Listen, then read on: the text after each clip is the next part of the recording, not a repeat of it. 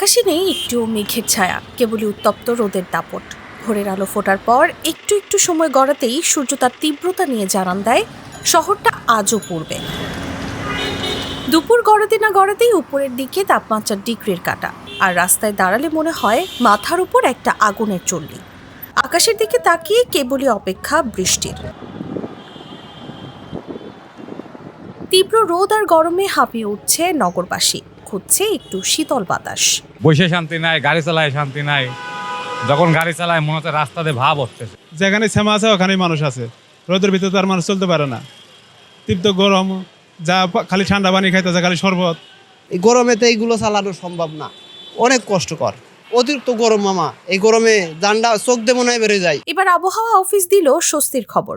সংস্থাটি বলছে সোমবার রাজধানী ঢাকা সহ বৃষ্টিপাতের সম্ভাবনা রয়েছে বেশ কয়েকটি অঞ্চলে। রাজধানীতে আগামীকালকে বৃষ্টিপাতের সম্ভাবনা আছে এবং আগামীকালকে বৃষ্টিপাত হলে আগামীকালকে বৃষ্টিপাত কিছুটা কম, তাপমাত্রা কিছুটা কমবে, এরপর তারপরের দিন থেকে আরও কমবে এবং মানুষের সহনীয় পর্যায়ে আসবে।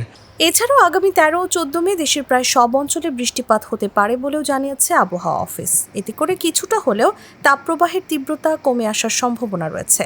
আজকে দেশের পূর্বাঞ্চলে, উত্তর পূর্বাঞ্চলে অর্থাৎ সিলেটে কিছুটা বৃষ্টি হয়েছে এবং এই বৃষ্টির মাত্রা আগামী দিনে আরও একটু বাড়তে পারে এবং আশেপাশে অঞ্চলেও বৃষ্টিপাত বাড়তে পারে। 13 তারিখ বা 14 তারিখে গিয়ে সারা দেশেই বৃষ্টিপাত বাড়তে পারে, তখন সারা দেশেই তাপমাত্রা কমে আসবে।